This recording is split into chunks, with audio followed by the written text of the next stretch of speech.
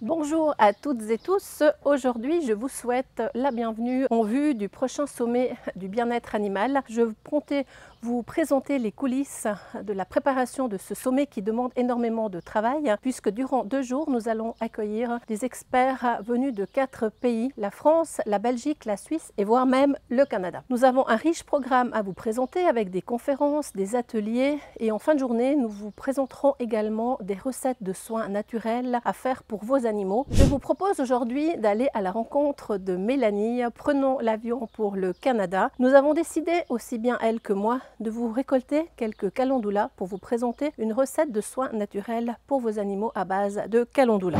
La calendule, c'est une super réparatrice pour les tissus.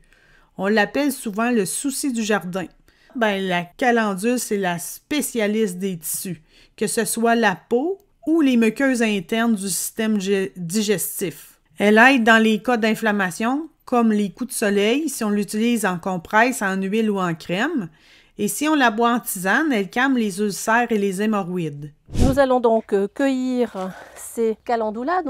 Les variétés sont multiples. Ici, personnellement, j'ai une variété qui est riche en pétales avec plusieurs étages de pétales. Nous avons généralement très souvent des calendulas oranges. Nous pouvons aussi trouver des calendulas jaunes. Leurs propriétés sont reconnus pour des soins naturels cicatrisants, mais pas seulement. Nous allons vous les présenter avec Mélanie lors de ce sommet. Donc, je vais récolter une petite passoire de calendula. Ce qu'il faut faire attention, c'est ne jamais mettre la fleur en contact avec du plastique. Là, par exemple, j'ai du papier au fond de cette petite passoire. Personnellement, j'utilise les calendulas en soins naturels pour mes animaux. Je transforme ces calendulas, plutôt j'intègre ces calendulas dans une huile bio et ensuite j'en fais un macérat qui peut être cicatrisant à base de ces sommités fleuries. Ici j'en ai une magnifique, une toute belle. Vraiment on a l'impression d'avoir un soleil dans les mains, c'est lumineux, c'est une plante qui est juste